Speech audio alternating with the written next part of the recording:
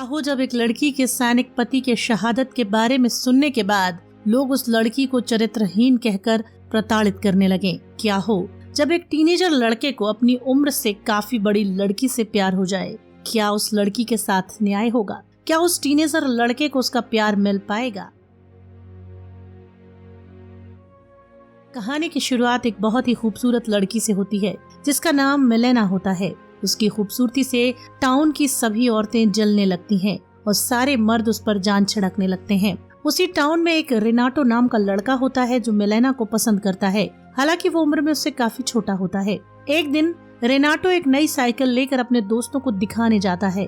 वहाँ उसके दोस्त उससे कहते हैं कि मिलेना थोड़ी देर में इसी रास्ते से गुजरने वाली है और फिर वह सब वहाँ बैठकर उसके आने का इंतजार करते हैं। और जब मिलेना वहाँ से गुजरती है तो रेनाटो उस पर से अपनी नजर नहीं हटा पाता और वो उसके पीछे जाता है। मिलेना के फादर एक टीचर होते हैं जो सुन नहीं सकते। डेफ होने की वजह से क्लास में बच्चे उनका बहुत मजाक उड़ाते हैं और उनकी बेटे के बारे में उल्टी सीधी बातें करते हैं।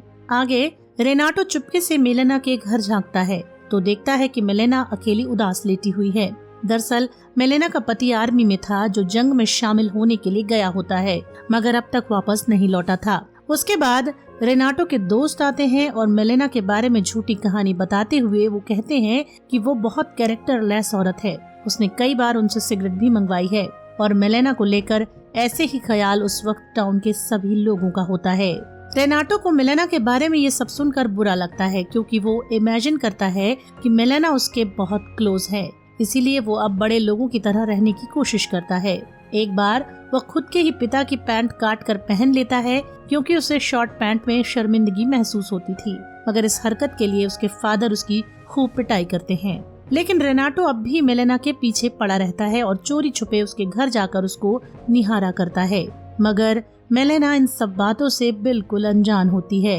एक दिन अचानक ये खबर आती है कि मिलेना का पति युद्ध में शहीद हो गया है। ये सुनकर मिलेना दुख में डूब जाती है और बेहद शोकाकुल होने के कारण रोने लगती है, जिससे पता चलता है कि वो अपने पति से कितना प्यार करती थी और समाज की प्रताड़ना इसी उम्मीद में सह रही थी कि एक दिन उसका पति लौट आएगा और सब ठीक हो जाएगा, मगर दुर्भाग्य से अब उसका पति कभी न लौटेगा। उसके बाद मिलेना अपने फादर के घर चली जाती है। एक बार रेनाटो एक जगह काम कर रहा होता है, तब वो सुनता है कि लोग मिलेना के बारे में अश्लील शब्द बोल रहे हैं। वो सोचता है कि वो अकेला है जो मिलेना की सच्चाई जानता है कि वो चरित्रहीन महिला नहीं है और वास्तव में अपने पति से प्यार करती थी। आगे खिड़की से उसे देखते हुए वो सोचने लगता है कि वो उसके पास आया है और उससे कहता है कि चिंता मत करो, मैं आपके साथ हूँ, मुझे समय दो ताकि मैं आगे बढ़ सकूं। बाद में वो चर्च में चला जाता है। वो भगवान से विनती करता है कि मिलेना का ख्याल रखना और बदले में वो रोज यहाँ मोमबत्तियाँ जलाएगा। एक दिन मिलेना के पिता को एक नोट मिलता है कि मिलेना टाउन के हर आदमी से गलत संबंध में है और वो चरित्रहीन है। इसे पढ़कर उसके फादर अपना आपा खो बैठते हैं और फिर मिलेना को अपनी बेटी मानने से इनकार करते हुए उसे वहाँ से जाने के लिए कहते हैं। अब मिलेना एक बार और अकेली रह जाती है। ये जानकर मिलेना फिर से अकेली रहने लगी है। रेनाटो उसके ऊपर नजर रखना शुरू कर देता है। एक रात जब वो मिलेना के घर जाता है तो झांक कर देखता है कि उसके घर में एक पुलिस अधिकारी मिलेना के साथ है। ऐसा लग रहा होता है कि उनके बीच वास्तव में कोई रिश्ता है। ये देखकर रेनाटो ठगा हुआ महसूस करता है। तभी वो पुलिस अधिकारी उसके घर से बाहर आता है और रेनाटो एक कोने में छिप जाता है। फिर बाहर आकर पुलिस अधिकारी एक डॉक्टर से मिलता है और वो कहता है कि मिलेना मेरे साथ रिलेशन में है, तुम अंदर क्या कर रहे थे? इसी को लेकर उनके बीच झगड़ा शुरू हो जाता है और इसी बीच पुलिस वहां पहुंच जाती है। अब ये खबर पूरे टाउन में फैलनी शुरू हो जाती है कि मिलेना पहले से ही शादीशुदा व्यक्तियों के साथ रिलेशनशिप में है और इसके लिए उसे जेल भी हो सकती है। फिर मिलेना एक वकील हायर करती है जो डॉक्टर के खिलाफ केस लड़ता है और आखिरकार वो केस जीत जाता है और कानूनी तौर पर ये साबित हो जाता है कि डॉक्टर झूठ बोल रहा था। केस जीतने के बाद वही वकील मिलेना को बहकाने की कोशिश करता है और उसके साथ जबरदस्ती भी करता है। रेनाटो ये सब देखता है जिससे वो बहुत परेशान हो जाता है। आगे एक विमान दुर्घटना में मिलेना के फादर की डेथ हो जाती है। अब मिलेना पूरी तरह से टूट चुकी होती है क्योंकि अब उसके पास कोई भी नहीं था जो उसके लिए आवाज उठा सकता और अब जबकि उसके पति की डेथ ऑफिशियली घोषित हो गई थी, इसीलिए मिलेना को मिलने वाली पेंशन भी बंद हो जाती है। अब उसकी इकोनॉमिकल कंडीशन भी खराब हो जाती है और उसे कुछ समझ में नहीं आता क्योंकि उस टाउन में तो उसको कोई काम नहीं देगा। जब कुछ समझ नहीं आता तो वो कैंची उठाती है और अपने बाल काटने लगती है। वो कहती है कि जब लोग उसे चरित्रहीन समझ रहे हैं तो अब वो वैसे ही काम करना शुरू कर देगी। रेनाटो को ये सब देखकर बहुत बुरा लगता है और वो बहुत डिप्रेस हो जाता है। वो खाना पीना छोड़ देता है जिससे उसके फादर हैरान हो जाते हैं। फिर मेलेना एक चीप औरत बन जाती है जिससे टाउन के सभी मर्द मिलने आते थे, जो टाउन की सभी औरतों को बहुत बुरा लगता है, जिससे वो मेलेना को मार पीट कर टाउन से बाहर निकाल देती हैं।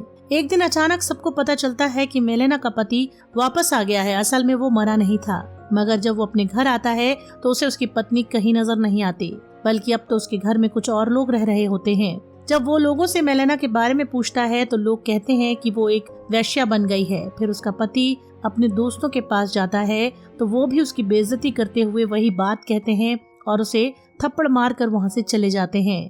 रेनाटो को ये सब देखकर बहुत बुरा लगता है। वो सोचता है कि अब समय आ गया है मेलेना के चरित्र के बारे में बताने का कि वो इतनी बुरी कैसे बन गई। तब रेनाटो उसे एक नोट लिखता है कि मेलेना बिल्कुल भी कैरेक्टरलेस नहीं है, बल्कि उसे ऐसा होने के लिए मजबूर किया गया है। टाउन के लोगों ने उसके बारे में झूठी खबर फैलाई थी जिससे वो बेहद दुख में अपना जीवन बिताती थी। वो उसके साथ हुई हर बात का खुलासा करता है कि उसे कैसे टाउन से बाहर किया गया था। इसे पढ़कर मेलेना का पति बहुत एग्रेसिव हो जाता है। आगे वो अपनी पत्नी को ढूंढने के लिए जाता है। फिर वो अपनी पत्नी को लेकर वापस टाउन में आता है। लोग उसको देखते हैं, मगर अब कोई मेलेना को बुरा नहीं बोल रहा होता और उन दोनों को सम्मान की नजर से देखते हैं, क्योंकि अब उसका पति उसके साथ था। आगे रेनाटो मेलेना से आखिरी बार मिलता है। जब मेलेना के हाथों से कुछ फ्रूट्स नीचे गिर जाते हैं तो वो उसकी मदद करता है। फिर रेनाटो से कहता है कि वो भगवान से विनती करेगा कि उसकी आने वाली जिंदगी खुशहाल हो। फिर दोनों अपने अपने रास्ते चले जाते हैं और अंत में रेनाटो अपने आप से कहता है, समय बीतता गया, मुझे कई लड़कियों से प्यार हुआ। वे मुझसे पूछती थी कि क्या मैं उन्हें याद रखूंगा। मैंने उन्हें कहा हाँ, लेकिन वो एक ही थी जिसे मैं कभी नहीं भूल पाया और न कभी भूल पाऊंगा। वो मेलेना थी।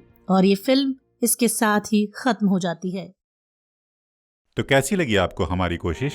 उम्मीद करता हूँ कि आपको पसंद आया होगा।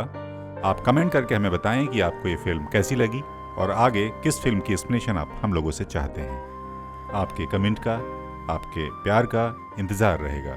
जल्दी ही मिलते हैं अगली वीडियो के साथ में। और हाँ, अगर चैनल को सब्सक्राइब नहीं किया है अभी तक तो ज़रूर कर लें। इसी विनम्र निवेदन के साथ आपसे लेता हूँ विदा और जल्दी मिलते हैं।